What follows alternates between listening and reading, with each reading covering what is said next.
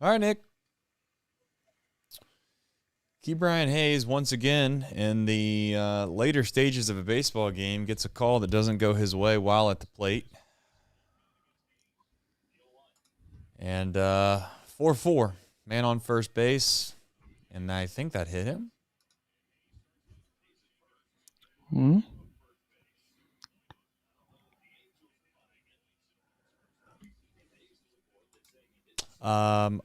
Am I ahead of you? Do I need to pause and play I think here? I think you're ahead of me. Wow. Okay. Wow. Wait, First time for I don't know. everyone. I hit live though. Oh, here comes Will. Will Benson pinch hitting for Matt McClain. You might be ahead of me now. Well, I'm listening to the radio, so they haven't showed anything. They just said it. It's like that there's going to be a meeting of the minds at the mound here. They're saying they're trying to go over the scouting report because they're like, "Who's this guy?" Yeah. I need to turn my light on.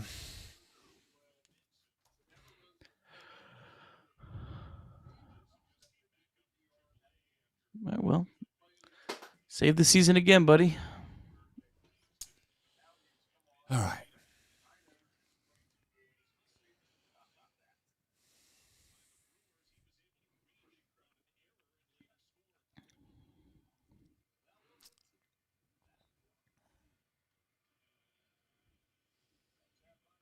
All right, folks.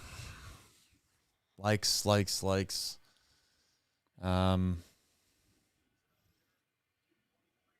Will Benson once again with a chance to play hero.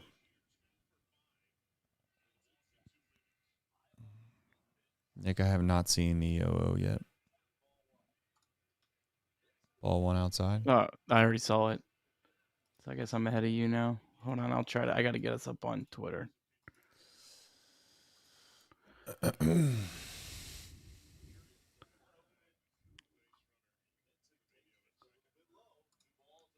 Ball two. Yep. All right, well, be patient. You don't have to be a hero here. Find a pitch, one spot. Be ready to hit it. If it's not there, it's okay to move on.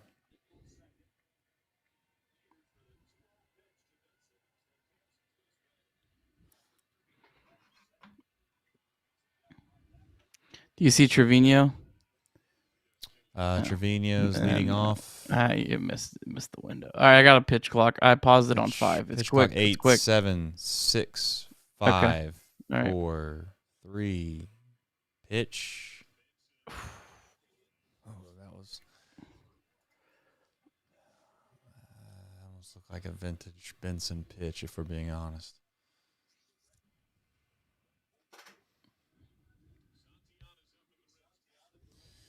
I hope Santiana's up.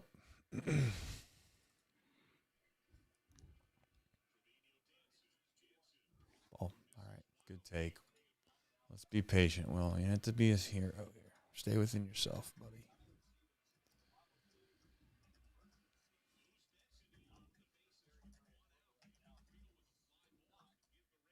Come on, Will. Just stay in the zone. Stay in the zone. Good take. That's what I'm talking about. That's what I'm talking about, Will. Gosh, how good is that? How good is that from a guy that doesn't get many opportunities? He just doesn't try to be a hero. Takes what the pitcher gives him, folks. That is big league. That ain't quadruple A.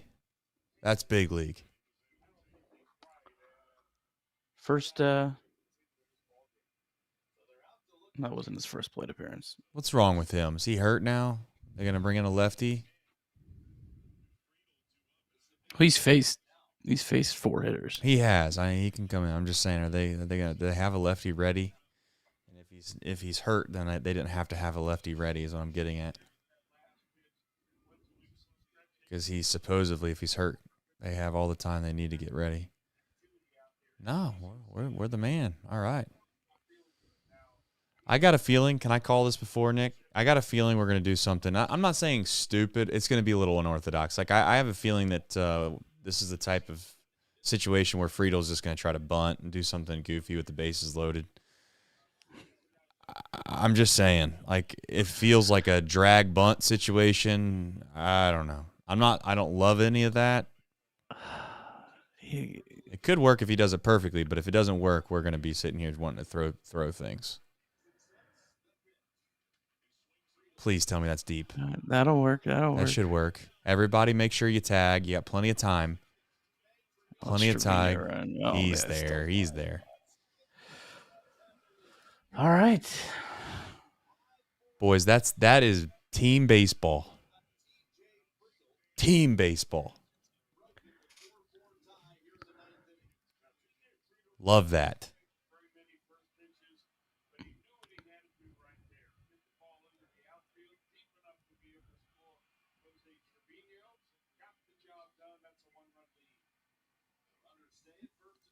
Now let's get greedy. Get greedy. That's right. Because we don't know what we got. Greedy. The bullpen left. I love getting greedy. Let's find a way, Lux. Hey, I'll give Tito some credit here. There was a spot earlier, 7th inning. Lux did bat left on left with a runner on first. Yeah, he did. So didn't he? it did come back around. You definitely would want Lux here over Espinal. I mean, or right. Oh. That was a good pitch to hit. Who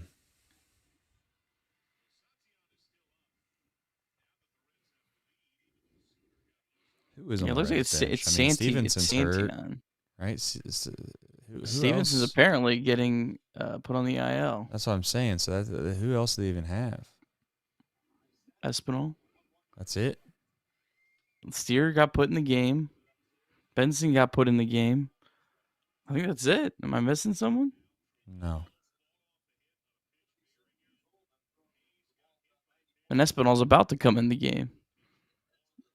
Yeah, unless they take out the DH, but I don't know why they do that. This is a huge opportunity right here. We need a little wiggle room would be nice. I also just love that he's throwing 21 pitches too. Yeah, that is great. I mean, that could be huge tomorrow. Sure could. You never know.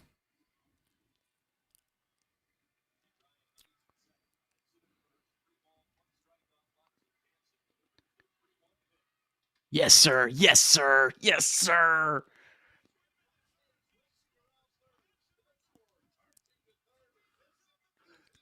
Oh, Will. I like that. Guys. Is he okay? Is he all right or no? Yeah, I like that, guys. That's fine. You got to get greedy. Made the throw to second base instead of home. Make a play. What are the chances you're going to get another hit? Not very high, guys. I don't hate that at all. All right, Tony. It's a good spot. Look, bottom of the order. Let's throw strikes, Nick. That's what we need to do. Yep. We're not walking leadoff guys, okay? Solo home run don't beat you. That's right. I get Ellie was coming up, guys. I'm not suggesting for a single second that I don't believe in Ellie De La Cruz. I'm just suggesting that you have a pretty decent runner in Will Benson. The throw went into second base. You're trying to catch him off guard. I don't hate it. What's the percentage chance that Ellie gets him in from third base? I'm just saying. At best, 30%. 35, 40%. At best. I mean, I would argue that your percentages are better to try to get him home. No, they probably walk him too. Because it would have been second and third. They have a base open, so it wouldn't have been Ellie. They surely would have walked him, and it would have been Spencer Steer. Okay, so 30% chance. At best. I'm not getting into that on this show. People are already going to hate me. Versus Jansen? I'm not sure I'd give him that. Yeah. All right. I'll take it. A lot of good at bats that inning. A lot of good at bats against I know Jansen looked like he was all over the place, but he's been incredible. I mean, I'll pull it up here. I had a note on him. coming into the series. Guys, there's 2 outs in the inning, man. I mean, you act like getting a guy in from third base is an absolute staple for this team. Do you not remember earlier in the game when we had the bases loaded with 1 out? You ready for this? Jansen had a 0.39 ERA since June 16th. Yeah. So, come on, man. That's a big inning. It was a big at bat. It was a big hit. I would even tell you, when it came off the bat, I was thinking, is there a way to score from first base? Now, here's the problem. We don't have Ellie De La Cruz over there running. But admittedly, when the ball went to second base. Yeah, like it just right down the middle. It's fine. Yeah. That's fine. This guy's having a rough year. Just attack him. I also know sunflower seeds probably not the best thing for YouTube television. Also podcast, which there you go. There you go. Yeah. See how far you can hit it, Nick. Somebody take control here, please. Espinal. All right, there we go.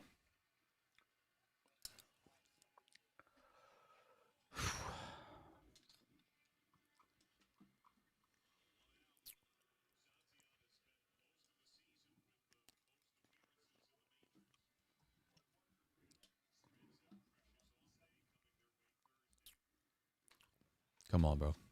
Keep throwing them right down the middle. Christian Moore, shout out Tennessee Volunteer.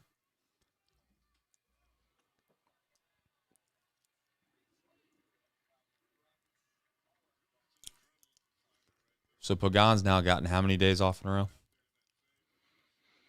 3? Pitched 2. Sunday, so yeah, it's 2. I mean, if you could somehow give him off tomorrow, I mean, then you're off Thursday. I mean, you gave him like 4 days off. That should. I think that's what Cito's hoping to do, if I had to guess. Yeah, I mean, he might. I have a feeling he wants to try to do that, but he probably isn't going to say, I'm for sure doing that just in case, tomorrow's game is. No, I mean, listen, we're putting in Luis May in a 1-run game. The only thing I would say about this is like that was the heart of the order. Like, should you just gone Santillan in the 8th and no whoever in the 9th against the bottom of the order? I know that, but I think the 9th inning carries so much weight that it's just too much pressure on whoever you put in there, no matter who you're throwing against. Well, let me riddle you this. All right, so you pitch Santillan in the 8th, and maybe you just say we'll go Suter in the 9th. I know that sounds unorthodox, but it's the bottom of the order. You know what I mean? I mean, hopefully it looks like hopefully it all works out. We're all good, but I don't know. I'd say the other argument is this: is that if you plan on using Luis May there, if Luis May has his stuff and he's throwing strikes, he'll get most guys out anyways. So whether you're facing the bottom of the lineup or the heart of the order, you're still taking the same chance of walking guys or not walking guys. So, and he did get guys out. He just, unfortunately walked a guy and then, got a fortunate double play ball that almost got him out of trouble and then obviously got hit hard. So, but here we are. We need to throw strikes. That's what we need to do, Tony. Good job, buddy. That's what we need.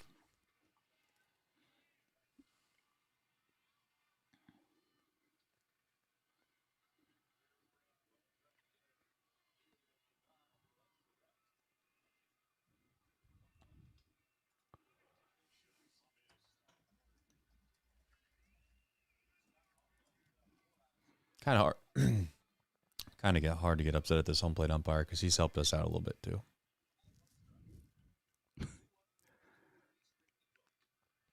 There we go. Well, see how far he can hit it, Nick. Quite literally. Throw that thing right down the middle.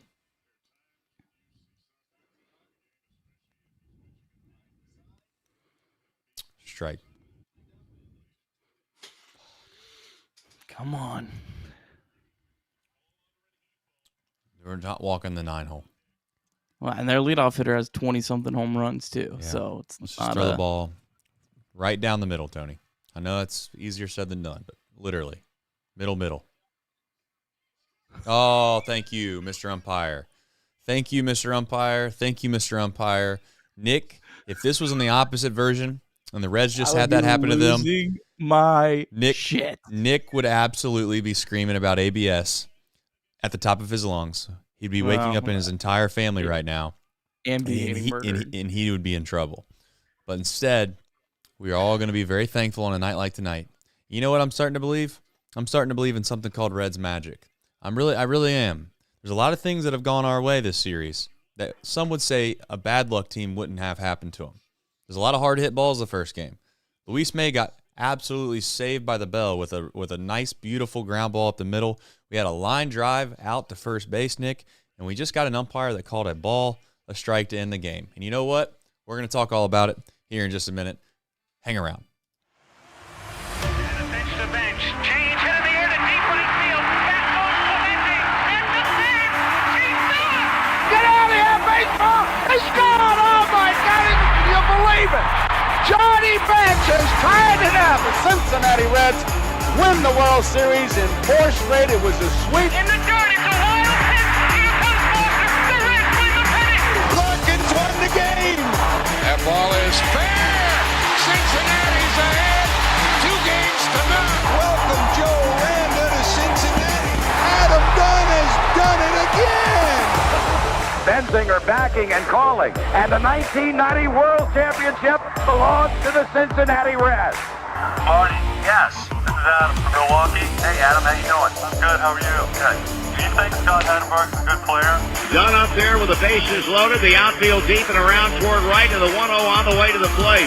Swung on, long drive, right field, and this one belongs to the Reds. And a high drive, hit back into deep right field. Junior has just knocked the door down to the 500 club. Benson's first home run is a walk-off winner. That ball had a family.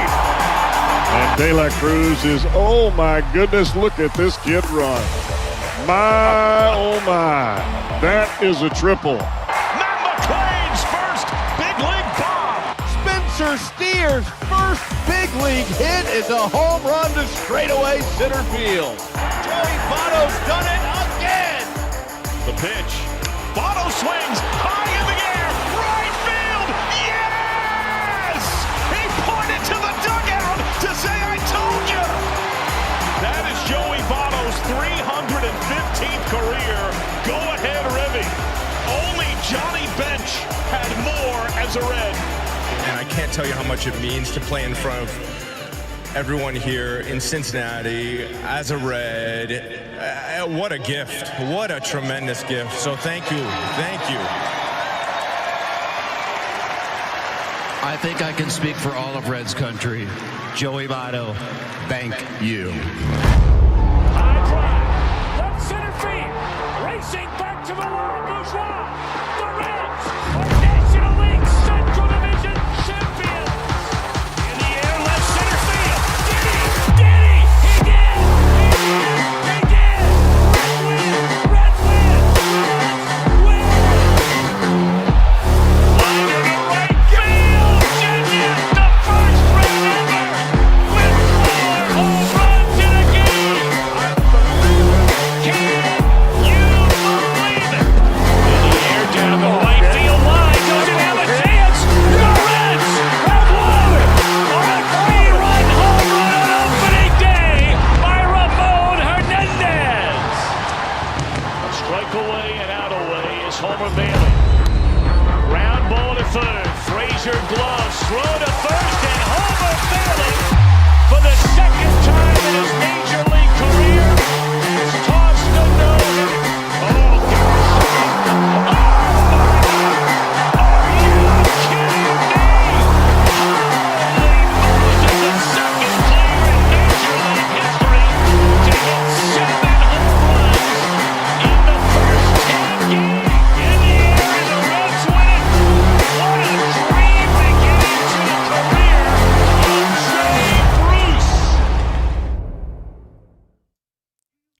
Some would say that we should start the show off by thanking all of you who stayed up I choose to thank the lovely home plate umpire that graced us with his presence tonight and called the pitch number 6 there a strike. It was very close, I must say, Nick. It was insanely close. So, you know how we feel on this show. We like to give guys the benefit of the doubt, you know? We want to make sure that they understand that we know that they're human. They're going to make mistakes sometimes, Nick, and that's okay. Nothing wrong with making a mistake every once in a while, Nick. And by God, did it happen tonight. Reds win 6-4, and you know what? They did it in a manner in which they had to kind of fight for it, Nick. You felt like maybe some of this game, as you were watching it, they're like, you know what? They're kind of dominating this game a little bit. They're just the better team, looking like the better team. They're going to run away with this. And then lo and behold, there you go. You found yourself in a tight baseball game late.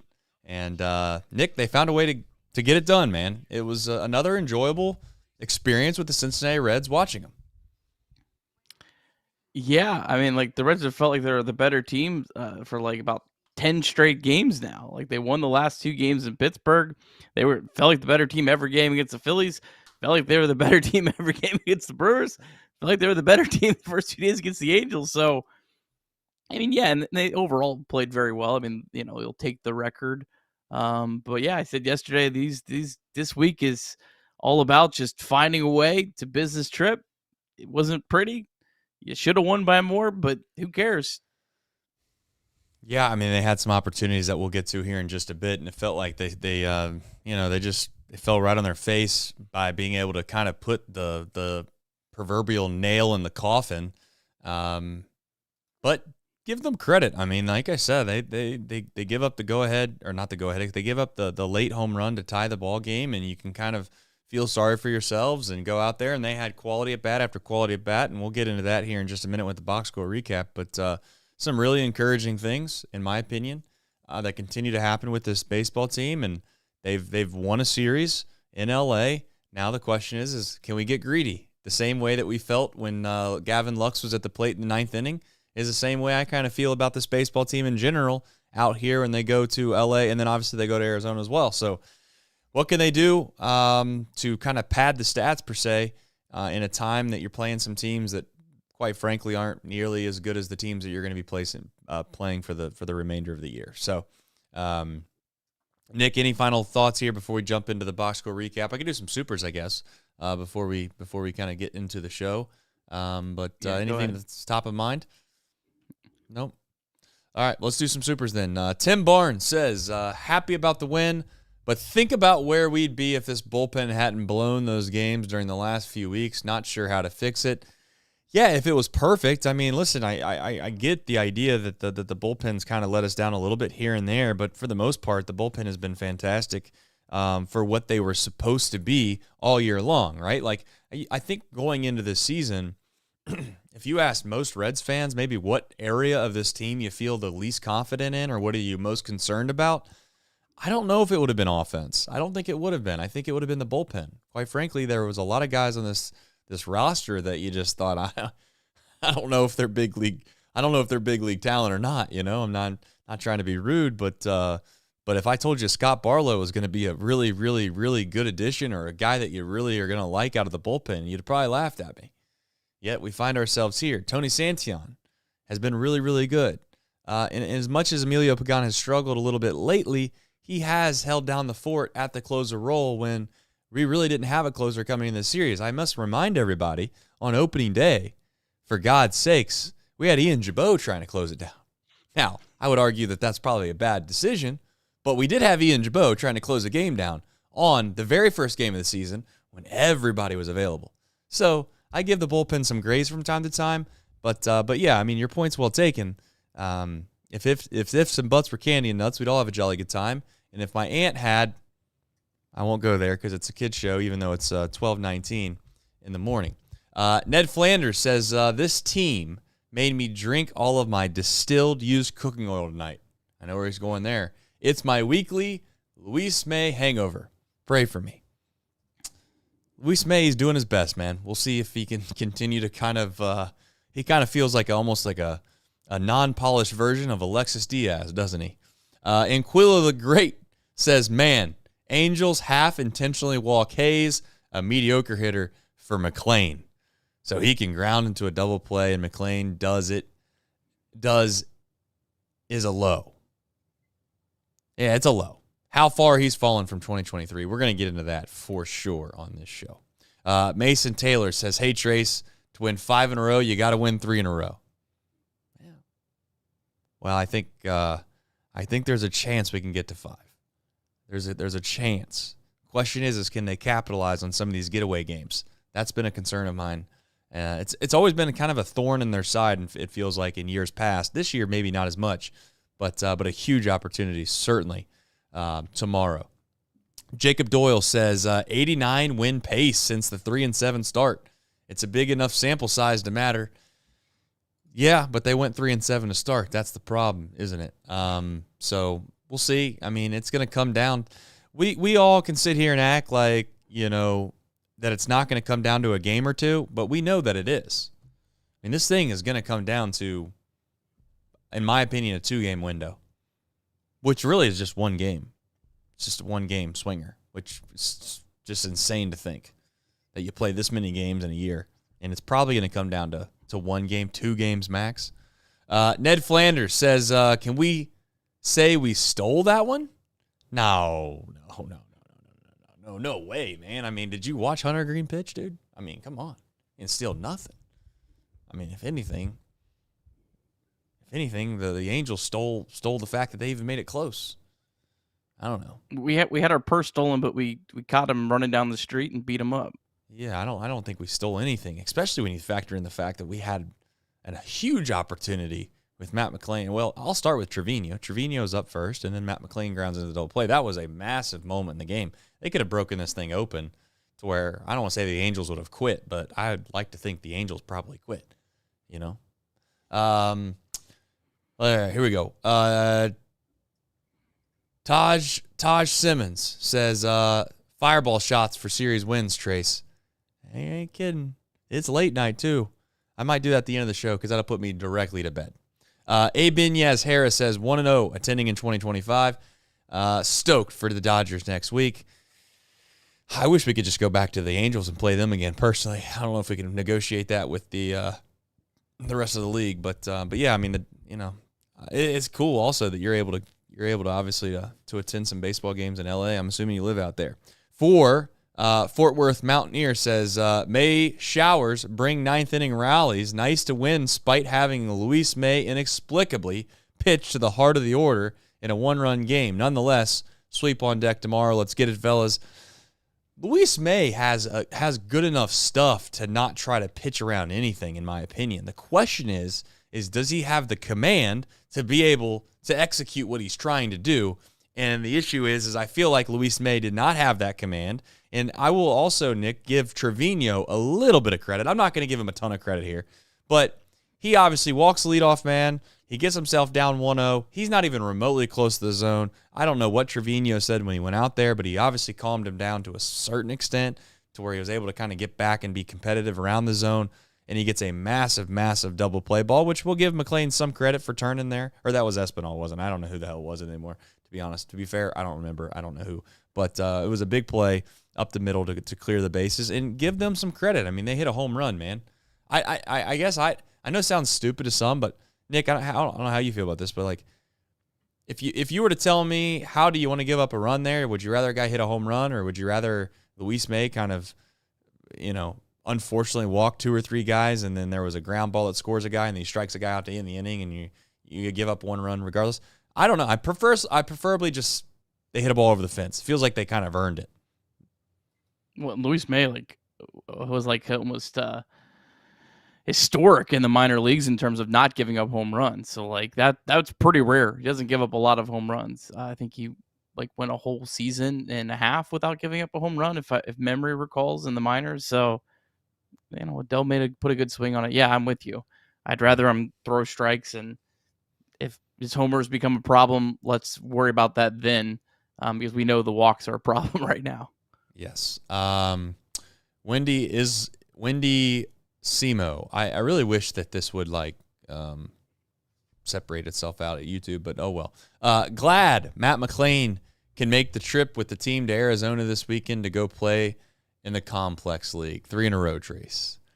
All right, guys, let's not go too far into the well here on Matt McLain. This team is 7 games above 500 for the first time all season. We're going to spend this whole goddamn show talking about Matt McLain. Easy on the easy, Nick. The thing is this: he's not good right now. He's not. I mean, he's bad. He's bad. He's been bad. But you know what? We got to figure out what the alternative is, and we can have a reasonable discussion about this. But Matt McLain, he's lost his confidence, and that's what it is. And I don't know what else there is to say outside that. Do I think he sucks as a player? No, I don't. I think that the old 2023 Matt McLain is somewhere in there. We gotta reignite the 9. We'll reignite the night here in a little bit. Evan Faulkner, I believe, Ethan Faulkner, excuse me, says with a 50 bomb. Yo, Ethan, my man. Ethan, my man. Did you accidentally do that? If you accidentally did that, you can put it in the chat. We'll give you your money back, my man. I don't know if you accidentally hit an extra 0 or how that works, but very much appreciative for that incredible super chat. What do you guys think a realistic extension would look like for Marte? And when would it most likely be? I'll stand by this. The Reds should still look into extending McLain. Buy low. See, there you go, Nick. You got a little ahead of yourself. We got guys now we want to extend McLain. We got some guys wanting him to go to the complex league. That's called being, in the heat of the battle and being Reds fandom. Quickly, I guess I'll answer the question on Marte. I don't know exactly what it looked like. I would say this about Marte. You have him until he's how old, Nick? 29, 30 years old? 29, I think it is. So I guess maybe you're going to try to buy out the arbitration years, most likely. I don't know if you're going to extend him that many more years outside of the fact of 29. So what, an extra 2 or 3 or 4 years of time that you would lose based off him having free agency? You have him through 2030. Yeah, so you theoretically, from an extension standpoint, you're looking 2033. 29, yeah. I don't know. Yeah, I mean, Nick, I don't know. I would say really quickly, I would be open to it. It would just be one of those things where I would also be buying low, and I'd be putting a lot of pressure on Marte to decline guaranteed money. I mean, it would still Marte's in a spot where it would have to be team friendly. Right. Like, I love everything Noelvi Marte's doing. We talked yesterday, is Marte the best hitter on the team right now? And I couldn't say otherwise. But I'm not going out of my way to sign some massive contract for a guy because of 57 good games when I have him under control until 2030. Like, he's going to have to be not betting on himself, basically. But it's doable because of how young he is and because he screwed himself last year losing a year. It's doable because he's so far away from free agency. Like, it's not like even Matt McLain is like 3 years away from free agency. Like, it's a totally different world, and Matt McLain's older. So, right. Yeah, like Marte, I mean, he's so far away that you have to think he's going to be more interested in a contract extension than just about anyone. 100% agree. I mean, it's guaranteed money. And I'd also say that I'm not in love with extending too many guys regardless anymore. I mean, it's just the risk reward there doesn't seem like it's probably worthwhile unless it's something like Hunter Greene's deal where you could say, well, I mean, let's face it, you're not going to be paying that much more for him regardless just because of arbitration. And arbitration is going to inflate his salary how much? You're already paying him, X, Y, Z. So what's an extra couple $1 million just to be able to say that you secured him for an extra couple years? I'd be open to that. But again, on a night like tonight, folks, I think we should just we should kind of keep it moving and focus on the game and also focus on the current situations at hand and not whether or not this baseball team is going to be extending guys they have under service time and contract till 2030. All right. And Quilo the Great says the reason why people are so hard on McLain is because they insist on running him out there despite his struggles. he will turn it around, quote, or asterisk, next year. We'll talk about Matt McLain, I promise you guys. We were going to talk about him at the end of the show after we talk about the Cincinnati Reds winning a baseball game? Hey, Nick, you're the one that wanted to do the supers. You wanted the supers because you wanted a little more time on your box score, so this is your fault. That's how we're going to play this game. This is your fault. If you don't like what the people are putting in the supers, then be ready. Do the box score recap real fast. Then we don't even have to worry about the supers till in the back half. So, you know what? These people want to talk about Matt McLain. We're going to talk about Matt McLain. And you know what? We're going to do it in the back half of the rundown, I promise you. And yes, right now, he looks like he couldn't hit water if he fell out of a boat. We can all agree on that. But we got to figure out what the solution is, and I think that's maybe the bigger question or the bigger concern. We shall find out here soon, because I must remind everybody, as Nick's waiting patiently for the box score recap, I'm going to tell everybody really quickly here. We tried to put him on the bench, if you remember, against the Brewers, and Gavin Lux was out there, and he basically looked like a T-ball player trying to field his position. Okay? So let's be careful to a certain extent what we wish for. All right.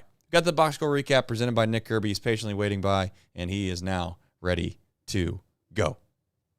All right, Reds taking on the Angels, game 2 of 3 in L.A. Hunter Greene on the mound against Kyle Hendricks. Angels jumped out to a 1-0 lead off Greene in the first, but that lead was short-lived as Noelvi Marte crushed a 415-foot home run to tie the game in the second. Reds put up 2 more runs in the fourth. Elly De La Cruz singled, Miguel Andujar doubled to make it 2-1, and then Noelvi Marte doubled to make it 3-1. Top of the fifth, Elly De La Cruz walked, Andujar singled, Elly was running on the pitch, and Elly scored from first. Hopefully that quad injury behind Elly De La Cruz. Hunter Greene was absolutely dominant through the first 6 innings, but did give up 2 runs in the 7th to make it a 4-3 game. Final line for Greene, 6 1/3, 6 hits, 3 runs, 0 walks, 12 strikeouts. Ashcraft got Greene out in the 7th. Then Luis May came in the 8th inning with a 4-3 lead. May's command was shaky. Did give up a walk, but got a big double play to get the second out of the inning, but then give up a solo home run to Joe Adell to make it 4-4. That took us to the top of the 9th. In the top of the 9th against Kenley Jansen, who came in with a 0.37 ERA since June 16th. Noelvi Marte, who had the best night of anyone, struck out to lead off the inning, but then Jose Trevino singled. Brian Hayes was hit by a pitch. Will Benson off the bench pinch hit for Matt McLain. He walked, and then TJ Friedel hit a sac fly to put the Reds up 5-4. And then Gavin Lux put a really nice swing on a ball, driving it down the right field line to make it 6-4. Benson was thrown out at the plate, and Tony Santillan came in the 9th inning with Emilio Pagan seemingly unavailable. Santillan went 1-2-3, striking out 2 batters. Reds win 6-4. Reds now 67-60. They are 7 games above 500 for the first time this season, and the Reds have won 10 in a row against the Angels. That is the most in franchise history against any American League opponent. All right, we have a deep drive of the day in Major League Baseball, and it was Noelvi Marte's homer, 10th of the year, fly ball to center field, 104 off the bat, 415 feet, 26 degrees off the bat as well. That would make it a 1-1 baseball game, jumping the win probability up 10%, and also making the win probability for your Cincinnati Reds a great 46%. But as we know, it would wind up being 100%. And speaking of 100%, DSC, they are 100% a leader in renewable commodities for biofuel production, specializing in used cooking oil collection, aggregation, and sales. Visit www.deepsouthcommodities.com for more information. All right, let's jump into it. I thought that the idea of the way this team rebounded and responded when giving up the lead was maybe the most impressive and the most encouraging thing that happened throughout the entire game. And that's a really far stretch because I think Hunter Greene was incredible. But I've come to kind of believe and see that Hunter Greene is who he is if he's healthy. So I'm kind of almost, I guess in a way, punishing Hunter Greene for already looking this good. Because I don't want it to go downplay and people saying, well, really, you think that the 9th inning was more impressive than what Hunter Greene did? I'm just trying to put things in perspective. This offense has struggled, Nick. They have struggled time and time again to try to find ways to push runners across the plate. You bounce back earlier in the game. You weren't able to get a guy in from third base yet once again with, I believe, nobody out. It was nobody out. And you kind of felt like at the time maybe that was going to come back to bite him. But then the ninth inning rolls around, it's a tie game, and you're starting to think to yourself, that might be the difference. Yet you have good at bat after good at bat, and give TJ Friedl some love too. It's not, this team hasn't automatically gotten guys in from third base, and he hit a big sacrifice fly that kind of gave them the lead, and then Gavin Lux obviously poured in a hit to give him a little bit of a cushion. So, walks are also very impressive too. I think sometimes people might downplay that. Guys being able to lay off pitches that are relatively close to get themselves on base should also be viewed just as impressive as flaring a ball to right field sometimes to go with a pitch, as Brantley would say. So, Nick, I don't know if you kind of thought maybe it was as big of a deal as I did, but it just felt encouraging to see that this offense was able to rebound when they needed to. Yeah, absolutely. This game had all the ingredients of one of those games we've seen this year where the Reds gave the game away. Gave away a great starting pitching performance. Gave away some opportunities where they could have added on. And when Noelvi Marte struck out to lead off the ninth inning, I was like, I guess they're gonna have to try to win this in extra innings. That was my thought, and I was like, man, with the gas bullpen, I had all the bad thoughts were flowing after Marte struck out, and they had some fortunate breaks, like Trevino, nice, got a hit, but it was not hit well. Brian Hayes was hit by a pitch. Will Benson had a nice at-bat, but he didn't really see a whole lot of pitches very close to the strike zone. So they caught a break, and then they capitalized on it, and I thought Gavin Lux's swing was a really, really good at-bat. And I mentioned it during the show. Let's give some love to Tito, because there was a spot in the seventh inning where Tito could have pinch hit for Lux versus a left-handed pitcher. There was a runner on base, elected not to do it, and Gavin Lux came back up in a huge spot, and I'm glad that he was still there. Yeah, and give Gavin Lux some credit, because he actually has had a little, not a ton, but a little bit of success as of late when they let him stay in lefty on lefty. He kind of had a big hit, I believe, against if I can't remember back, but it might have been against the Phillies and or the Brewers. It was relatively recent. But point is, this bench right now, Nick, I don't think is deep at all, because you have you're playing with a man down, and I'm guessing that's going to change here soon. I don't want to jump into the back half, but obviously Tyler Stevenson's not healthy and he's unavailable, which kind of makes your options towards the back end of the games just a little less, exciteful, if that's a thing. But the other thing too is, like, Brian Hayes is a guy that came over here.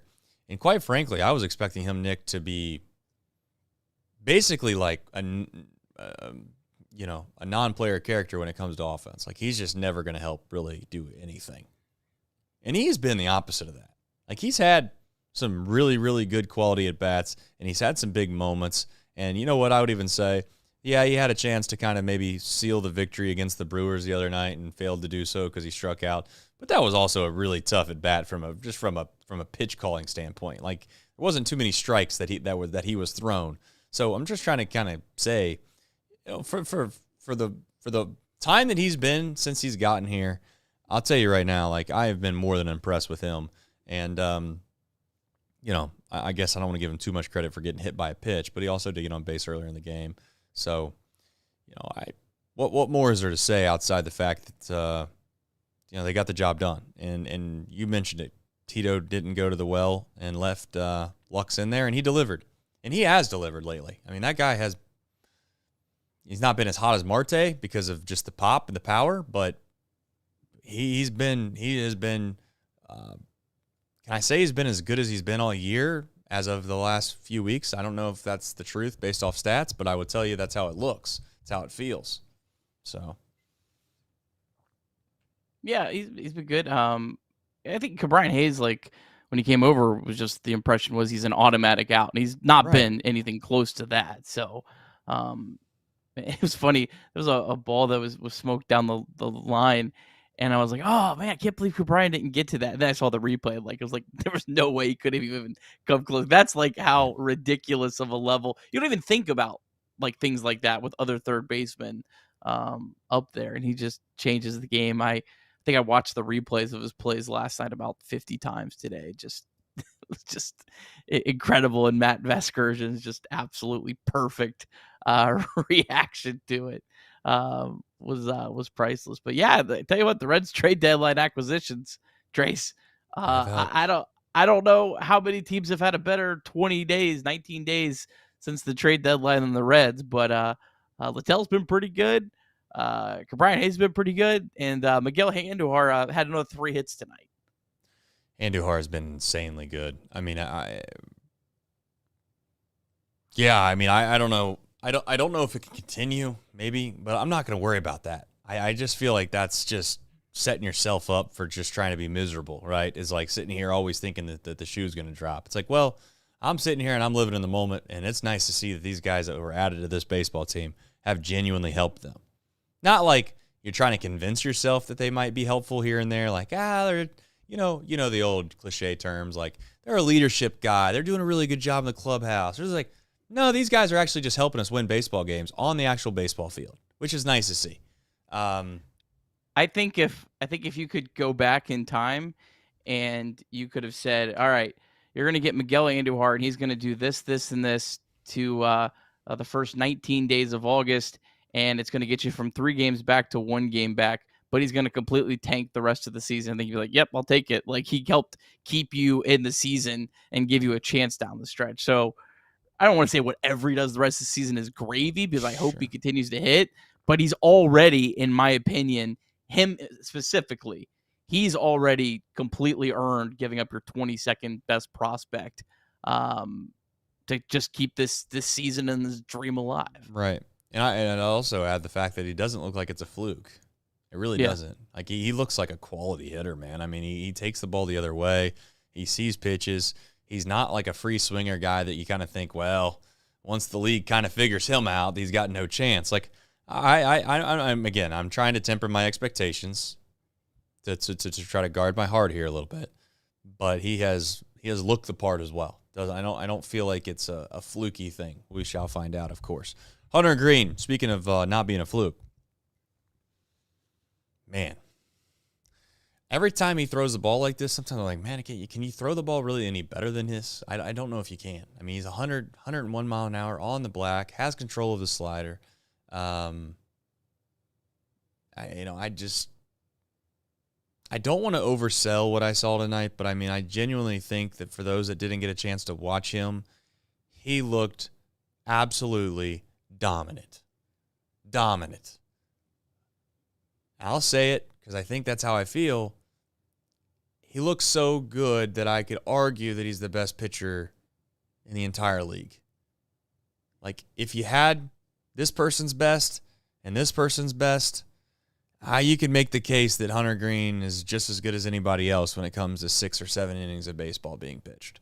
Now, not going to get into the whole, season longevity thing. There's other guys that have had better careers. There's other guys that have had better seasons. But just strictly on a what you're watching for this day basis, I don't know how many others stack up to Hunter Greene, and he looked like it tonight, Nick. He's not walked anyone in his 2 starts since coming back. I mean, that's incredible. I mean, the guy hadn't pitched in the big leagues in over 2 months, and just to come back with this command. And I know there was a lot made about how long it took him to come back, but maybe part of it was making sure he came back right, and he sure has come back looking right. So every time you watch a pitch, you dream. I mean, you dream of him in a playoff game. Like, every time he takes the ball, he's that good. He could carry you in a postseason. 100%. Like, he's that level of a pitcher. And Abbott's been incredible this year. Lodolo's been incredible this year. But what Greene can do, it's different. Yeah, it's definitely different. I mean, like, with all due respect to Andrew Abbott, right? Like, and this isn't trying to downplay anything that Andrew Abbott's done, because I think he has been as good as you could possibly be for us. And I believe in Andrew Abbott, and I'm thankful every time I see the probables of who's pitching and Andrew Abbott's name's on the list for us. I'm thinking, damn, hell yeah, I'm excited. But I got to tell you, when you watch the two pitch side by side, and I know you can skin a cat multiple ways here, folks, you just got to tell yourself that it's different when you watch Hunter Greene. It is a little different. Now, again, it's not downplaying anything Andrew Abbott. I'm just trying to lift up Hunter Greene. Hopefully people will respect that side of it. I'm not trying to push away and say that Andrew Abbott's not good, because he's been the best pitcher on this staff all year long, all things considered, right? So let's be clear there. But yeah, you're right, Nick. Like, when we're talking about small samples, we're talking about postseason, which is really what the postseason is. It's a small sample. You're going to have guys that are going to be heroes in the postseason that are nowhere near as good of players as somebody else, but they just get hot for those 2 weeks. They get hot in that series, and next thing you know, you're singing their praises because they save the day, and probably call it a, who knows, a 10-win player doesn't have a great series, and all of a sudden you're acting like they're not as good of a player as the guy that just got hot for a week. It's a weird thing that is postseason baseball, but Hunter Greene gives me a lot of hope if he's able to stay healthy. And to your point, he got a lot of flack. I remember he got a lot of flack for not being a leader, or whatever term I think I remember seeing about him, taking too long to come back. And if he wants to be, a true ace, he's going to have to, be more available. And those things can be true. That's fine. But I'd also say if he rushed himself back, or he basically tries to force himself through an injury and he didn't pitch the ball well, and then on top of that, he even farther along that injury, and then all of a sudden you realize, well, he's not going to be available in September and October, Nick, because he never gave himself a chance to heal up and make sure that he was healthy, we'd be pissed off at him. Everybody in Cincinnati would be pissed off at him. Everybody would be like, this is stupid. Why the hell would you even run yourself into the ground when you know that the most meaningful baseball is coming up? Well, I'm not saying you got to give him all the credit in the world, but you got to give him a little credit, because he's looked like he'd made the right decision on whatever the hell he decided to do. So we shall find out if he's capable of staying healthy for the rest of the year. But so far, all is well that ends well. And also, I hope this is what happened for Chase Burns too. And again, I know we didn't talk about it last show, but I am under the assumption, and I don't know if you are, Nick, that Chase Burns is basically just getting a break. I'm hoping, to be clear. Yes, he's definitely just getting a break. Yeah. I mean, if you follow the reports, and they waited to put him on the IL until like Greene came back. I mean, yeah, it's very obvious what they were doing. Right. So maybe Burns comes back and he looks again dominant. All right, folks. As always, plenty of people in the chat. 650 plus people. If you've not already liked the stream, that would be great. And also, I want to let you know that you can text and/or call 988-DAY or night. You can also visit mantherapy.org. It's okay to not be okay, Nick. We also have some Frisbee golf. They might call it disc golf. Hopefully that's not I hope the Frisbee golf is not like one of those derogatory terms that people are like, well, that's not what it's called. It's called disc golf. Well, the Disc Golf Pro Tour LWS Open at Idlewild, Burlington, Kentucky. It's at Idlewild, which is the name of the facility, in Burlington, Kentucky. August 22nd through the 24th. Features 150 of the top disc golfers in the world. Food trucks, Rheingeist beer, and other vendors will be there. Tickets are at lwsopen.com or dgpt.com. All right, Nick, a couple quick supers here before we jump into the back half and get into some of what we'll call the meat and potatoes of this show. We have Daniel Meyer saying fireball. We are going to ignite the night later, I promise you. Davis Rafferty says, Andujar, another big night. This guy has come in and been so much more than we could have asked for. Yes, sir. We obviously just talked about that a second ago, but Andujar has been that and more for this team. It's a breath of fresh air because we have lacked that. Like that's the thing about this whole situation that we find ourselves in, Nick, is that we have lacked something that we all knew was a deficiency. And you know what Andujar has done? He's come in and he's filled one of those voids. Now the question we're going to do in the back half of this rundown, we're not going to do it right this second, is how do you fill another one? Because we know we have one more to try to figure out. And time's ticking because every game matters, Nick, and you don't want to look back and think about what if on what is going to be a 1 or 2 game swing. Offensively, Noelvi Marte continues to look the part. Obviously hits one out to center field. The other thing that's just impressive too is just kind of is able to fist the ball out in the right field as well, Nick, and just kind of looks like he has a pretty good approach and he's seeing the ball well. He's comfortable. I don't think he's pressing at all. And you know what it is? It's nice to see. And he's continuing to look like the best hitter on this baseball team. And if he continues to play this way, it gives the Reds some options because I think that it helps kind of give them a chance to go out and maybe add one bat and really feel like this lineup will have some depth to it. But just in the interim, right now, he's given this team a chance to be somewhat competitive offensively to win baseball games. Yeah, I don't know what else to say about Marte. It's just what he's done. I just can't believe he's the guy carrying the team. Yeah, yes. It's still kind of funny to say, but it's fun, and I think he'll probably cool off at some point. But you know what? Look, you just hope he can get hot long enough to where he can pass the baton to Ellie. I mean, that's really I think what you're hoping. And you know what? Ellie tonight and last night, at least he looks like he's running the bases with a full reckless abandon that we love. And that to me feels like the best sign that you could possibly have that he could get hot because the quad issue they've that's come up a lot. Gordon Whitmire reported it. Shout out to him for missing a ball tonight as well. I know who would have caught it, Tony Kemp. Anyway. That was good. That was well played, right on the fly. Appreciate it. Good stuff.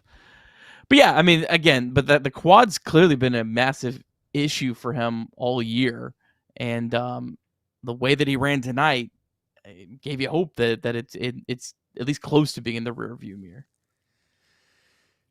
Yeah, I think that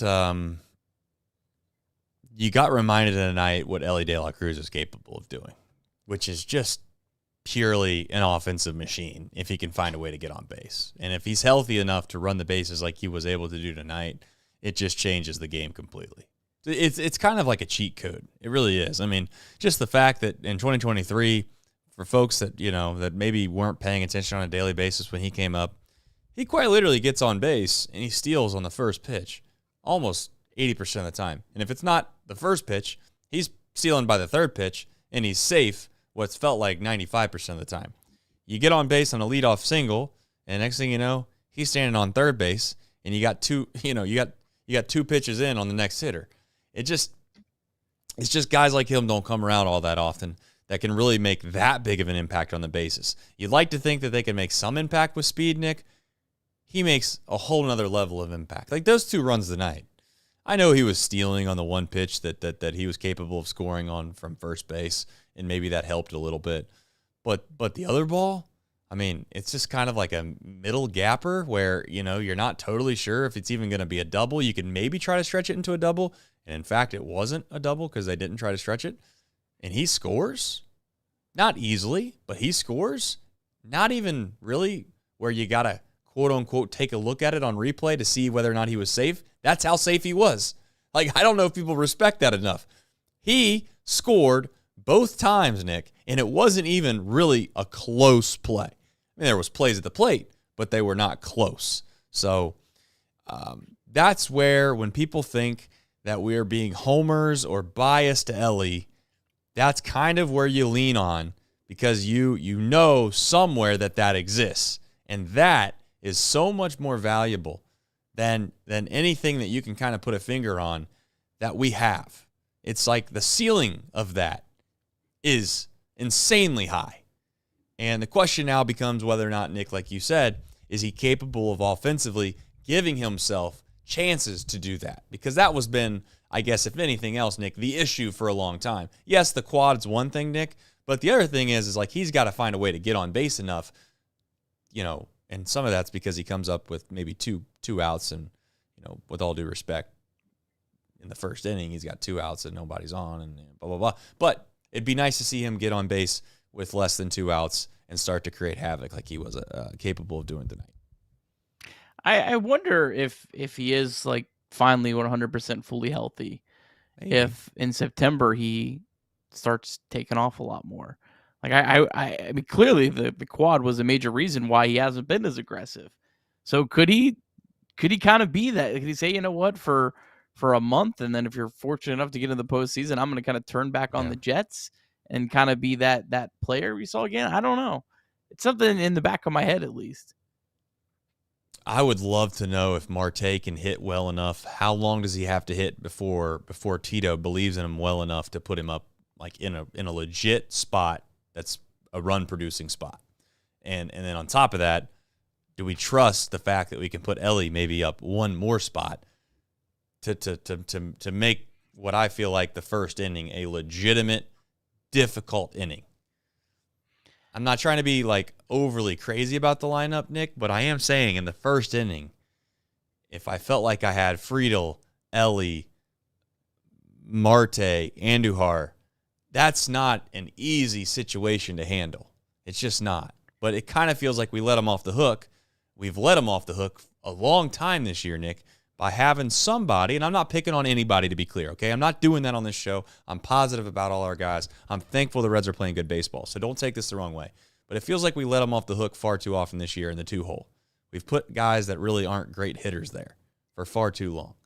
Now, I don't expect it to change. I'm not going to make a big deal about it, but it would be nice to see, Nick. Period. I'm just trying to be honest. I wonder if with Marte, it's his splits. That's why he's not batting second or fourth. I don't know if I buy that he's going to be a significantly better hitter against right-handed pitching, but throughout his career, I mean, it's a pretty large gap. He's hitting 268 with a 743 OPS against righties, 254, 620. That's over the career. But this year, it's gone crazy. He's hitting 315 with a 926 OPS against righties, and against lefties, 250 with under 600 against lefties. So, again, I'd rather have Ellie hitting higher. We've talked about that. We've beat it. It's not happening. But you do kind of want the guy hitting between Friedel and Ellie to be able to hit lefties, because teams are going to bring in their lefties there, and you want the guy behind. So that might be why you've seen Marte fifth. He definitely should be batting ahead of Austin Hayes. Like, that to me is crazy talk. But before and after Ellie, I do kind of understand why they want a guy that hits lefties, because it might help you more later in the game. And that's, to me, when you're trying to manage a lineup, is the biggest key, is trying to set each individual player up for the most success. That's fair. I'm not suggesting that late in the games you don't want to hamstring yourself where you can have a guy come in that's a lefty specialist and they face, the likes of, let's just say Friedel, Lux, and De La Cruz. And that's pretty much a perfect combination. And I know Friedel's done relatively well against lefties, so but I still believe wholeheartedly, I guess maybe some of it's because I didn't really like facing lefties myself, but I have a hard time believing that if you ask TJ Friedel what he'd prefer to do, would he like to have a really nasty lefty on the mound in a relief situation or a righty, I'm willing to bet that he's going to take the right-handed pitcher every single day. So we'll see. I don't think it's going to happen, so I don't sit here and make a big deal about it, but I'd love for the Reds to try to make a play here and maybe push some of these guys that have showcased that they've just been better hitters than everybody else, and just push them all up to the front and see if we can't try to front load this lineup and make it feel like they might be able to put some pressure on the offense, or on the defense, right off the rip. But I'm not making a huge deal about it. And let me make something very clear. I'm not saying that Noelvi Marte can hit lefties. I'm not saying that at all. I think that's a very small sample to this point in his career. But you have those splits, and that Miguel Andujar can hit lefties. Right. You know that Austin Hayes can hit lefties. They've proven it over their careers. So that to me is why I'm kind of okay with that. And TJ Friedel, this year, the splits have flipped. 789 against righty OPS, 655 against lefties. Batting average is about 35 points higher against righties. So that was another thing I said. Yeah, some of these things they can be really fluky over small samples, but Andujar and Hayes, they have a long sample, long track record of hitting lefties. So I do understand why, especially behind Ellie, you want one of those guys. Yep. All right. You have on here Stevenson to the IL. Maybe this explains perhaps some of the frustration that I've had with him, which is just I genuinely felt like he's just rolled over way too many pitches. He does not look comfortable at the plate.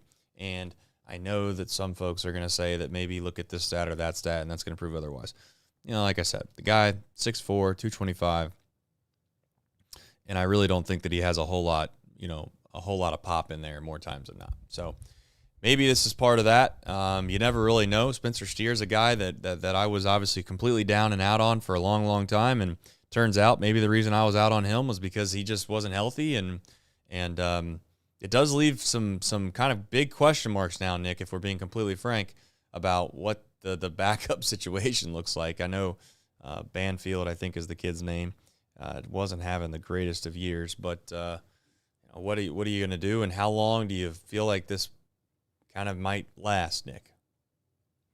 Yeah, I mean, first off, nothing's official yet, but Banfield was pulled without getting an at-bat tonight, and the Nashville broadcast, according to Ginger Source Rex, one of the greatest followers on the X app, reported that the Nashville said something along the lines of he's getting called up. So, and I think you can pretty much put the tea leaves together, and it sounds pretty concrete there. Yeah, first off, you start with Trevino. He's played incredible, especially I think this was fifth game he's caught in a row. Tonight, he had the big hit, but the big hit actually wasn't hit hard. He had two balls that were hit hard. Other than that, yes, one was 105 off the bat. So swung the bat well. Shout out to him. I mean, Banfield getting called up, I can't imagine Banfield's going to be catching that much. I mean, I imagine Trevino is 5 out of 6 games type situation right now with where you're at in the season. What I will say about Banfield, he was really, really bad early in the year. Had played a lot better the last couple months. Is a guy that has a lot of power. Had a minor league season back in 2023 where he hit 23 home runs in 115 games. Last year was kind of hurt. The numbers were down. Hasn't really showed that power since. But again, he's a filler guy. At this point, he's not going to catch a whole lot. But he has hit better of late, at least.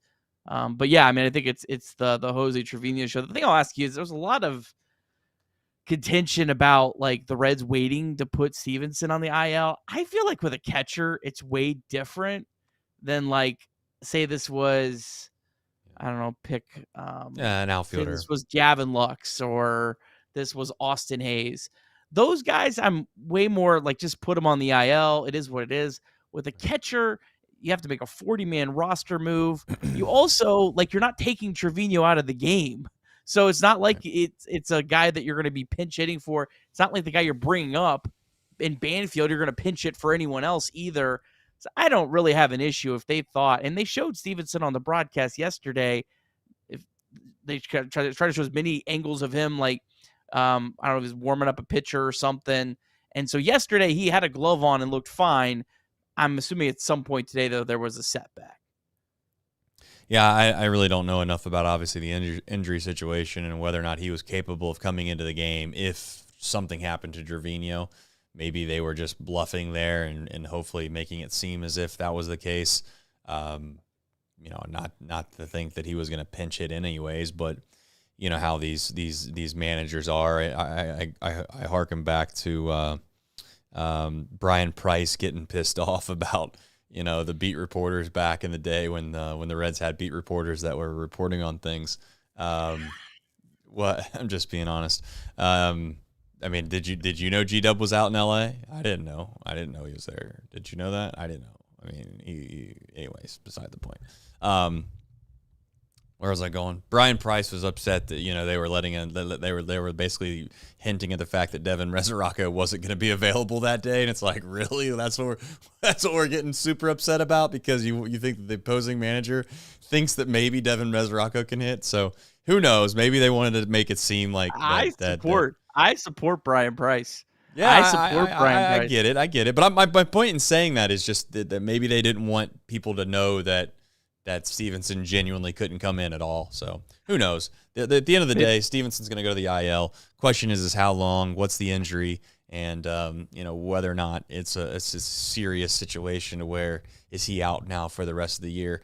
And I know that I've been the guy for a long time to say, you know what, I want Trevino to get more and more opportunities because I believe in him. I don't know whether it's the vibe. I don't know whether or not just maybe some of the at-bats that stick with me, because it's almost like you're a prisoner of the moment, Nick, and you remember maybe a couple good plays that Trevino made, and then you get pissed off when Stevenson sees a bunt in front of him or a swinging bunt in front of him, and he lazily gets to it and makes a poor throw to first base, and that sticks with you far too long than what it should. So I'm a fan just like everyone else. I don't want to say that Stevenson, we're better off without him, because that's not the truth at all. But we need Stevenson to be better than he was as of late if we want him to make an impact at all. So maybe this will get him back to that. I don't know.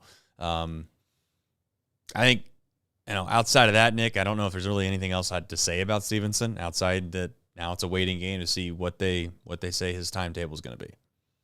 Well, whether you wanted Trevino to be the starting catcher or Stevenson to be the starting catcher, I think we should all admit they're better together. Like, they're both going to be better if they don't have to catch 3 games in a series. Like, one catches to the other. Like, they're going to stay fresher.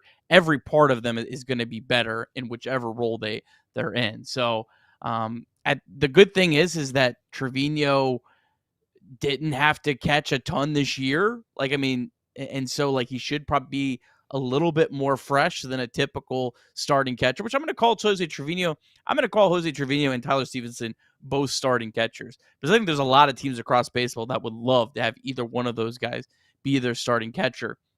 But Trevino didn't. He didn't catch. He only caught 1 out of every 3 games most of the season, outside of early in the year when Stevenson was on the IL. So he should be a little bit fresh, but you hope it's not long, because you could see Trevino, by the time you get into second week of September, really start wearing down, and then you don't want to have to give guys that really shouldn't be at the big leagues right now a lot of starts. You know what I'll also say? Banfield's a guy that he was the hero in the old Dayton Dragons game where they played the Futures versus the Reds or whatever. I know it sounds crazy, and some people are going to think I'm like, there's a little Austin Wynns in him. There is. Like, there's some upside there. There's some pop. There's some power. There's a chance this guy, just when he gets a start, just to kind of make sure that Trevino doesn't kill himself catching every single day, there's a chance he runs into a fastball. There is. It's not like the guy's the world's worst, power guy. Like, for those that don't know Banfield and have never seen him play, he kind of looks the part, man. At least when I watched him, it was one game, to be fair. Now, it's not really fair to try to judge anybody off of just one game when seeing them. It did help that he hit, a ball over the batter's eye while I was there. And it also did help that he kind of looked like he was able to maneuver himself behind the plate pretty well. He's kind of an athletic guy. I think people probably that have never seen Banfield play, they'll be pleasantly surprised by the way that it looks. I don't know whether or not it'll be productive, but it'll look the part to a certain extent. So we'll see. You never know. It's just one of those funny things in life, Nick, that it's just it's almost like you never know what's best for your team, because Trevino now might get more opportunities to start. Maybe he starts playing a little bit better. He would have never played like that if Stevenson was healthy. And then Banfield comes up, and in the 2 games that he plays, he helps the Reds win because he does something crazy. And you would have never gotten that if Stevenson was healthy. Who knows? That's the optimistic side of it. That's the Reds magic side of it, baby. For all those that say I'm never positive, this show's never positive, never positive, never positive. All right, I had to do that because now we're going to jump into a subject that probably people are going to probably revel in a little bit. We are not going to jump into Reds MILB quite yet, but we will pretty much on the back end of this topic of conversation because I think it really lends itself. Matt McLain, listen, everybody wants to talk about it. Everybody understands the situation. The truth of the matter is that Matt McLain has lost his confidence, in my opinion. That's the real problem. I don't think Matt McLain isn't capable of being a good Major League Baseball player. I think Matt McLain has showed at times this season, not in 2023, this season. I must remind folks, at the beginning of this season, he looked very much like the guy in 2023. He did. And then he got hurt. And then he came back in Milwaukee, and his first pitch, if you remember, he hits one damn near what felt like over the batter's eye. Like, he has looked the part at times. The ultimate question is two things, Nick, in my opinion. One is he actually healthy? Now, I know that's a cop-out thing. That's an easy excuse. That's the get-out-of-jail-free card that you can give anybody by saying, well, he's not healthy. I genuinely want to know, is he actually healthy? Because I think Matt McLain's smart enough to know that if he says, hey, I'm not healthy, I need to go on the IL, you know what Matt McLain does know is that there's a chance he just doesn't come back and he doesn't get the opportunities that he once had. So you kind of just fight through it, and you're just like, I don't really give a damn. I ain't telling nobody about this injury. I'm playing through it. And that might be part of it. I'm not trying to give him a cop-out excuse, to be clear. The other part of it is that baseball is really hard, man. It's a freaking difficult sport to play, and if you've never played it, you probably don't completely understand it. But there are times, no matter how good of a player you are, that you just think that you're never going to get out of the funk that you're in. That you've completely lost all the feel for the game itself, and it feels like hell. It feels like you just have no confidence. You don't even really want to be there. You start to feel sorry for yourself. And I hate to say it, but I kind of feel like that's where Matt McLain is. And I've said this on this show before, Nick, and I'm going to say it one more time. People think that AAA is a death sentence, like it's some terrible thing for people, like it's a demotion, and if you go there, you're never going to come back, when we have seen on this team and in this franchise multiple times that people have basically, we thought they were going to be something, they weren't. They go back to AAA, they find something maybe about themselves that they forgot that they had, and then ultimately they come back, Nick, and they're the player that you hope they were when they left. And the truth is that's happened for Will Benson at times. That's happened for Noelvi Marte certainly at times. And those are just two examples off the top of my head really quickly. I think, in my humble opinion, it's not a demotion. It's not trying to be mean to Matt McLain. I just think that's what's best for him, personally. And I'm not trying to say that he sucks or any of that. It's just that I hate to see what he's become of late because I just think he has no confidence, Nick. And that's really my biggest concern. Yeah, I agree. The confidence is the biggest concern right now. I don't know. The Reds are in a tough spot, because defense does matter, and they've made this their whole staple. And overall, I agree with it. It kind of goes hand in hand with Sal Stewart playing first base tonight. The first time he's ever played first base in his entire career. He'd only played second base and third base. Had played more of third base. I don't think the Reds believe that Sal Stewart can play second base every day and they can get away with it. Yeah. I think that is. I have something here because I was researching this a little bit today. Trying to figure out how good guys are defensively is tough. So I did do a little bit of digging. Now, if I can find out where I put it, there it is. This is from Baseball America, a scouting report. This is from this year, 2025. This is from J.J. Cooper, one of the most respected prospect writers out there. Stewart worked at second base to increase his defensive versatility. With current restrictions on shifting, his below-average range is noticeable. Third base will require a lot of work as well.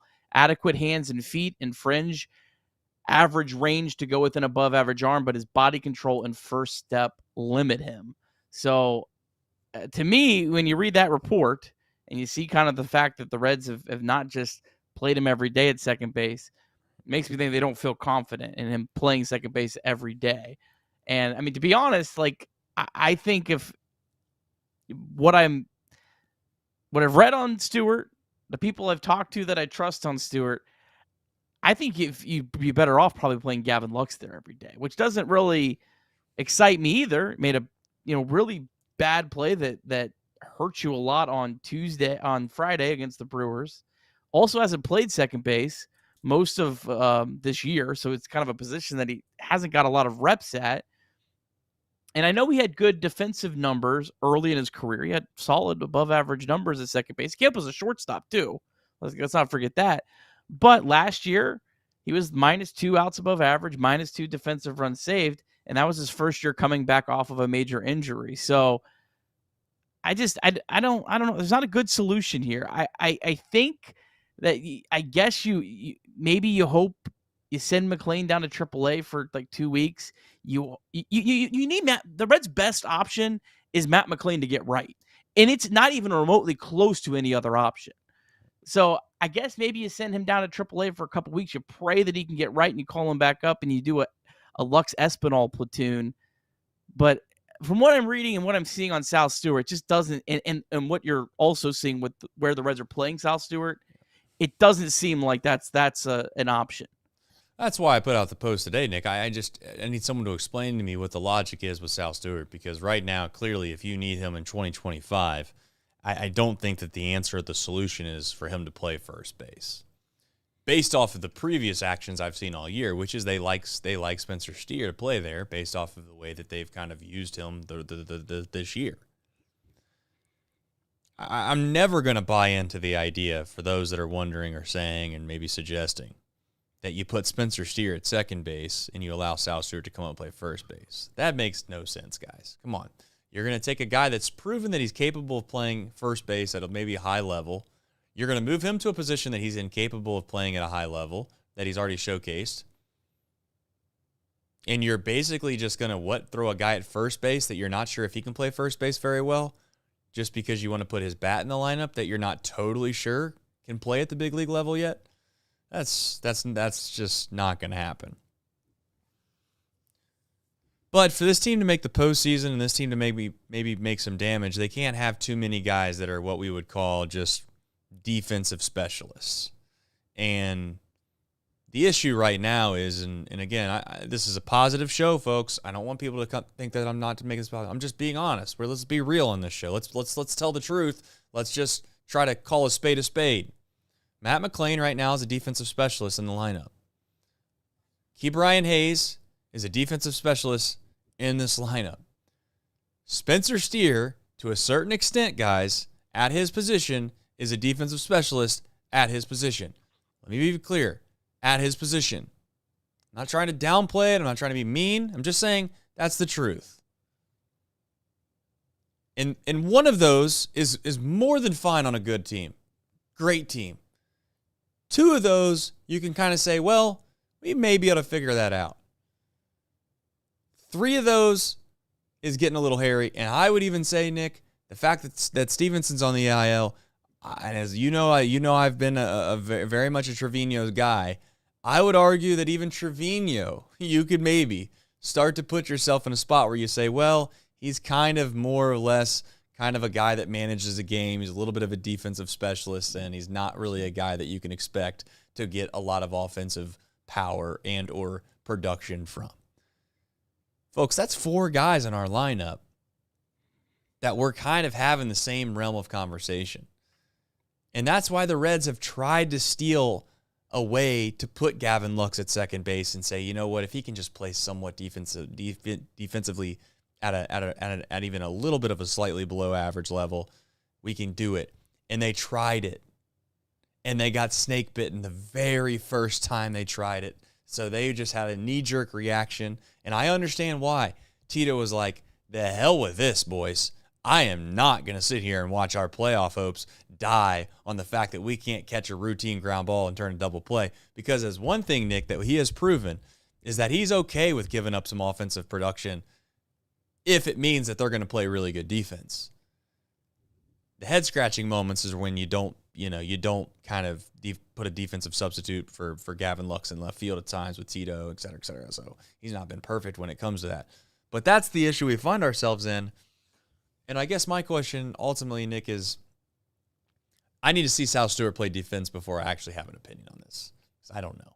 I gotta tell you, I just don't know. I know that maybe you can sit here and say that this outs above average here, there. How much sample size do we have?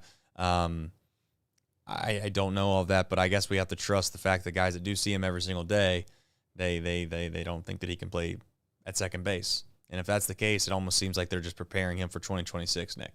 That's what it feels like. I don't know. I don't necessarily think that. I think that they want him to be able to play multiple positions. I think if he continues to hit, they're going to call him up. Okay. Like I said before, I think that the Reds have had a pretty clear plan with most of these prospects that if they get to AAA and they tear the cover off the ball, they want to wait and let them kind of cool off and then heat back up before they call them up. You think you can look through almost every one of the top prospects the Reds called up, and that was kind of how they handled it. Right.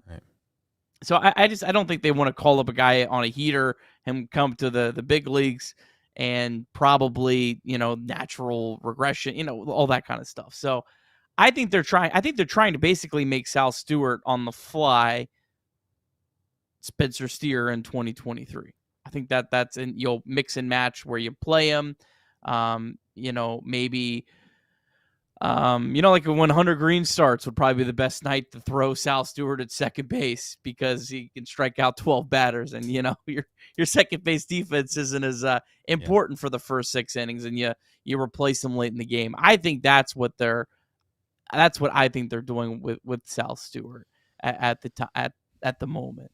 Yeah, the only adverse risk of doing that is whether or not that'll affect his hitting. I don't know. I mean, one could say that it could if you're going to sit there and bounce him around all over the place, and he's going to try to figure out how to play. I'm not saying how to play those positions, but there's probably some anxiety. There's probably some nerves. There's probably some uncomfortableness that comes to getting into the big leagues for your first time, and then all of a sudden, oh, by the way, hey, go play this position, go play that position, go play this position, instead of it just being like, all right, this is your role. You play your role. You do your job. You know where you stand on a night-in, night-out basis. We're not going to put too much pressure on you. I don't know. And again, the psychological thing that goes into baseball is really hard to figure out, so I don't want to say it. I don't usually do this, but someone in the chat says, Trace, you're contradicting yourself. First, you say Steer can't play second. Then you say there's too many defensive specialists. What I'm saying, to be clear, is just so we're on the same page, Spencer Steer has proven that he can play first base according to metrics at a pretty high level. One could argue that maybe digging out balls, scooping balls, catching balls at first base isn't really a part of that, which maybe is a little bit of a difference. But I'm going to say that Spencer Steer can play first base at a high level. Here's the thing, though. If you move him to second base, you lose, in my opinion, what makes him what has been a good player for this team. He no longer is a great defensive player when you put him at second base because it's a different position. Be kind of like asking Jamar Chase to go to running back and then being like, well, you're telling me he's not as valuable anymore? Yeah, that's exactly what I'm doing. I'm telling you he's not as valuable anymore if you move him to another position. So I'm not contradicting myself, just to be clear. Hopefully maybe I did a poor job of explaining it the first time. I don't know what they're going to do, Nick. I just think that in a perfect world, I'd go for it. I hate to say it, but I'd go for it. And you know why? Because I know that I have a backup plan pretty quickly if it doesn't work out. And you know what the backup plan is? It's Gavin Lux at second base. And if that doesn't work out, then you know who else you've had? You've had him on the roster for a long time, Nick. You ready for it?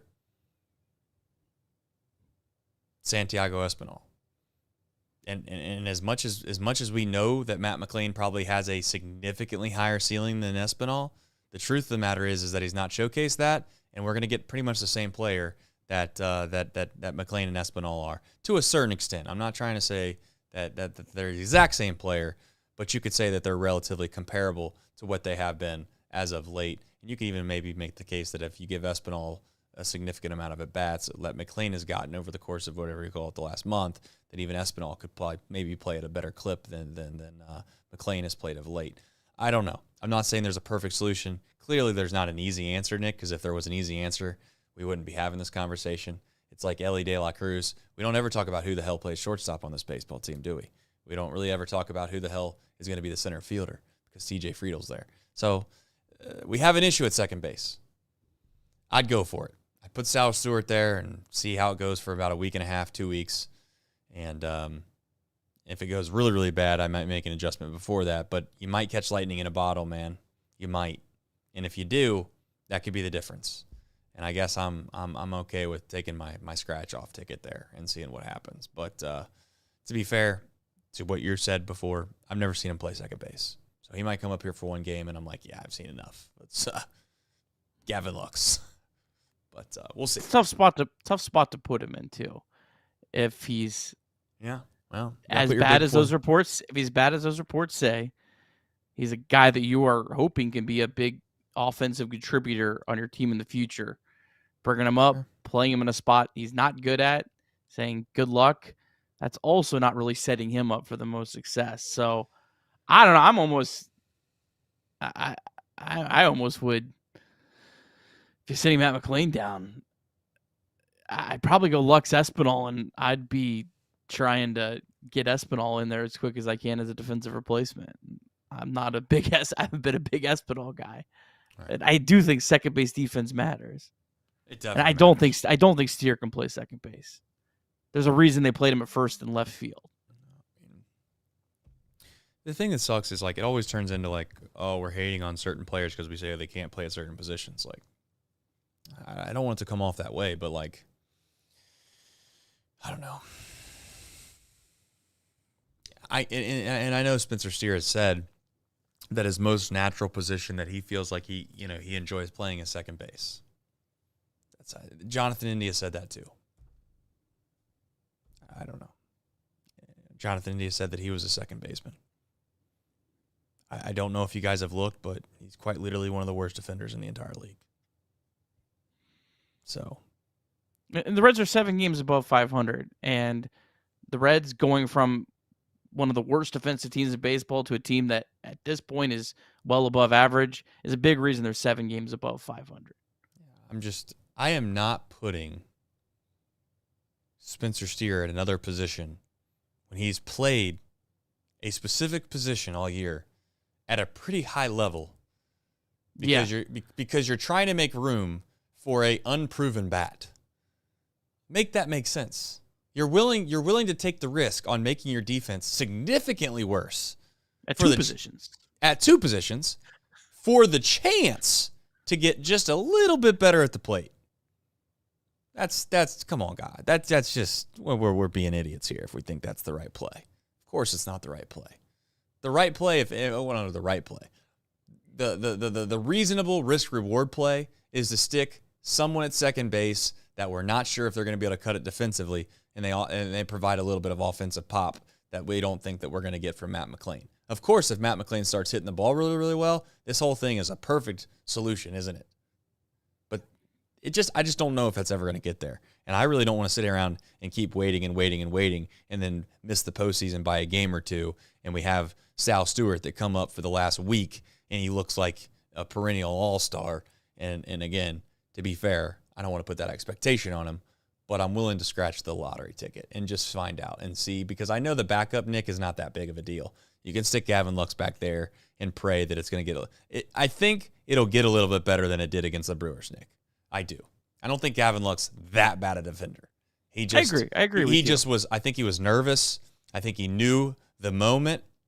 I think he tried to maybe be something that he wasn't, in the sense that he was just trying too hard, and it just didn't work out. He's not that bad of a defender, guys. Like he can catch a ground ball. It's just that he had a bad game on a bad night, and it was the first freaking night that they tried it. So it was a bad recipe for Tito to want to do it again. So we'll see. Maybe time will heal those wounds for Tito, and he'll try it again. But and again, I hate to say this, but I probably should watch some more film with Sal Stewart, because if some people are saying he looks like Suarez, if that guy looks like Suarez, I don't know if I want him playing second base. So I don't know, to be fair. It's impossible for someone like us to, like, they don't have good enough cameras to be able to actually even. That's why you have to rely on JJ Cooper. I mean, a guy that's a trusted reporter, and I've talked to several other people that around the Reds organization that say they don't think his second base defense is would be a good thing. So, though, my last point on this. Yep. I understand what everyone's saying, and again, I'm not even completely against the idea of saying, you know what, we'll just go for it because we need the upside. But you could also miss the playoffs by 1 or 2 games because of bad defense too. That's true. Like it goes both ways. You could miss make a miss because you don't have enough offense. You could miss because you played bad defense. Can someone in the chat tell me if they think that Sal Stewart's has better agility than Kevin Newman? I think I want to use that as my baseline. I don't know. We'll see. Nick, time will tell. The Reds are winning baseball games, though, folks. That's really all that matters. I mean, at the end of the day, we can sit here and say, we got some issues here and there. But you know what?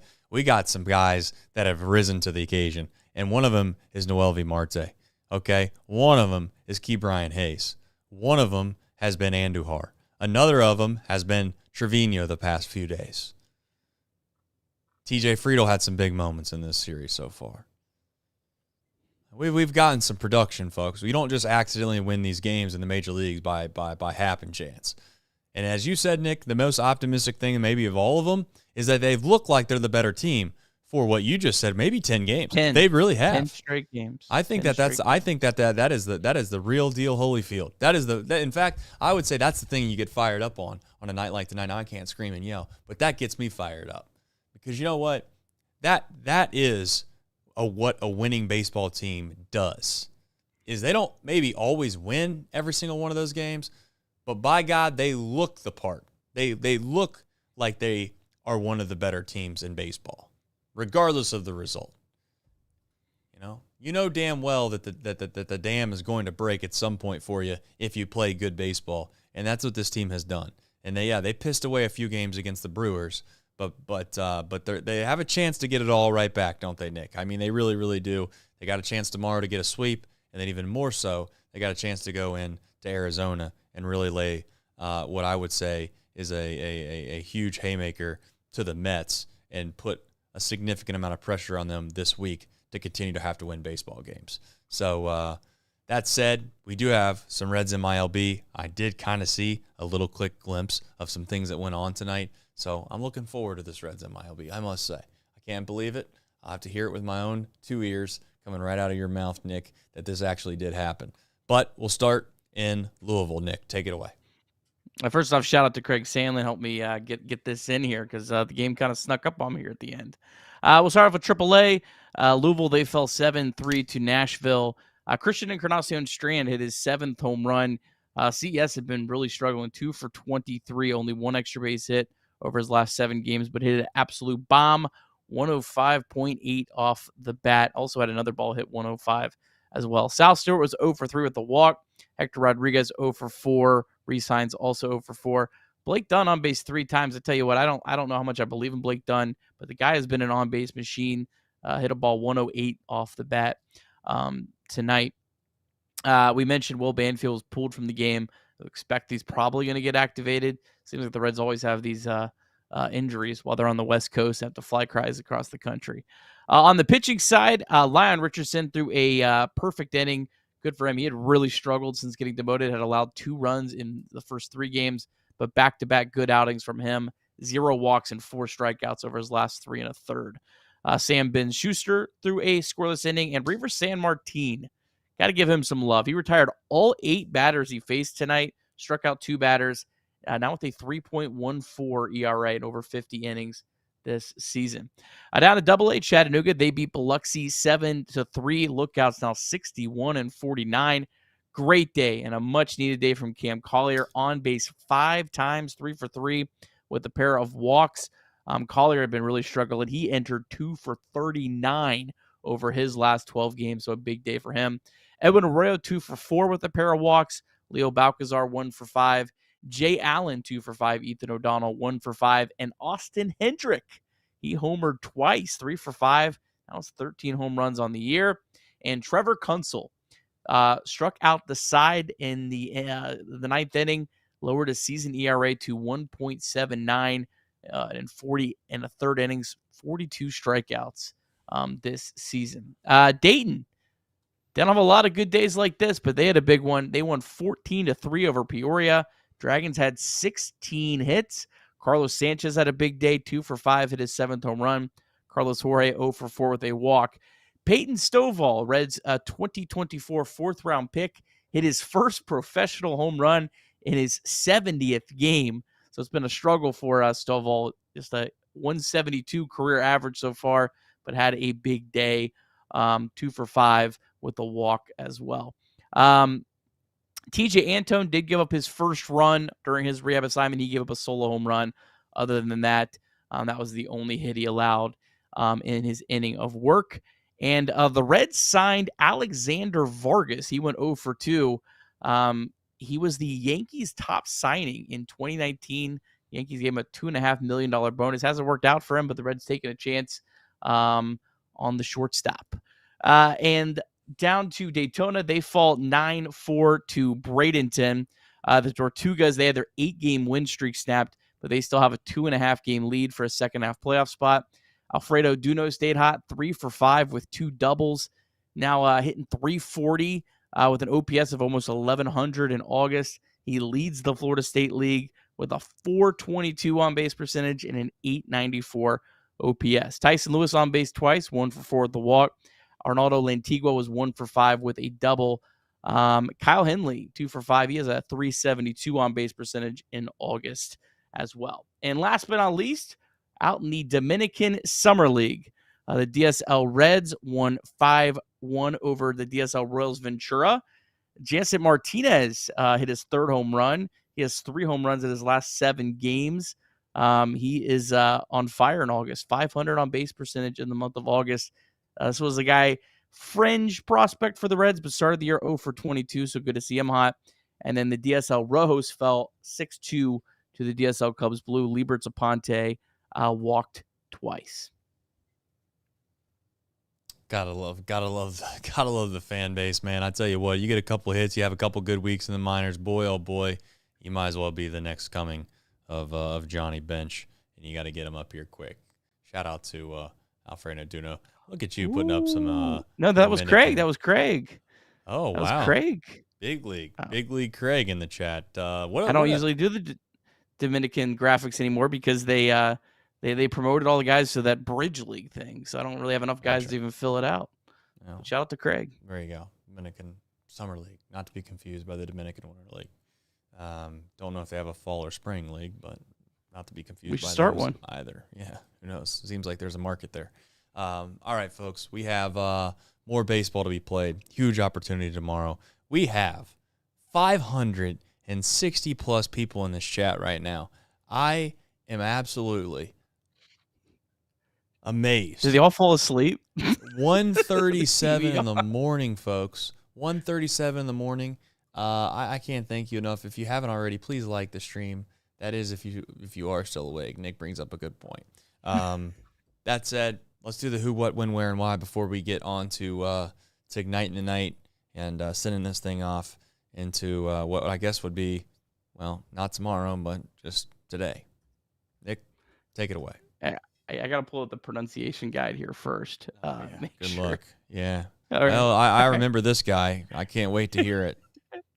All right, Nick Martinez going. This is Wednesday, 9:38 game. Nick Martinez going up against Yusei Kikuchi, the left-handed pitcher for the Angels. Woo-wee. Hot dog. This is late night television, folks. For those that are young enough, and by young enough, I mean old enough to remember, don't turn on some of those channels this late at night. You might turn into what you find is some Yusei Kikuchi. Yusei Kikuchi. Gotcha. You're probably supposed to jumble it together a little better, but that's the best I can do. Let's go Yusei. Yusei has an 8 ERA over his last 2 starts, so coming in struggling. He's having a good year. He's only faced the Reds, though, once in his career back in 2022. He was in the Blue Jays. Gave up 2 runs on 2 hits in that game. Active Reds are 11 for 51. Austin Hayes is 4 for 23. He's seen him a lot. Does have a homer. Brian Hayes, another day, he's got a good numbers. 3 for 5 with a homer. Trevino is 2 for 10 with a homer. And Andujar is 1 for 6 with a double. Throws a lot of pitches, slider, four-seamer, curveball, changeup, occasionally a sinker, and sweeper. Fastball averages 94.9. His curveball and changeup have been his most effective pitch. But Trace, the big start for Martinez, it might be his last start. I don't know. Depends on Lodolo. He's supposed to throw I think he's supposed to throw a side session tomorrow, I believe, on Wednesday in LA. So this could be the last start for Martinez. Looked really good in that first start going back to the rotation. Really rough against the Brewers. But the Reds lineup, I tell you what, they've been swinging the bat good against lefties. Get greedy. Yeah. It's a good time to get greedy. Very good time to get greedy. Mackenzie Gore going against the Mets tomorrow. Yeah, another good opportunity for the Reds to possibly find themselves in a position where you can say that if the season ended today, they would be in a spot for a chance to make the postseason. Never mind. Who knows? They scratched Mackenzie Gore. Well, don't worry about it. Brad Lord. We believe in you, buddy. Hopefully he's a savior. We'll see.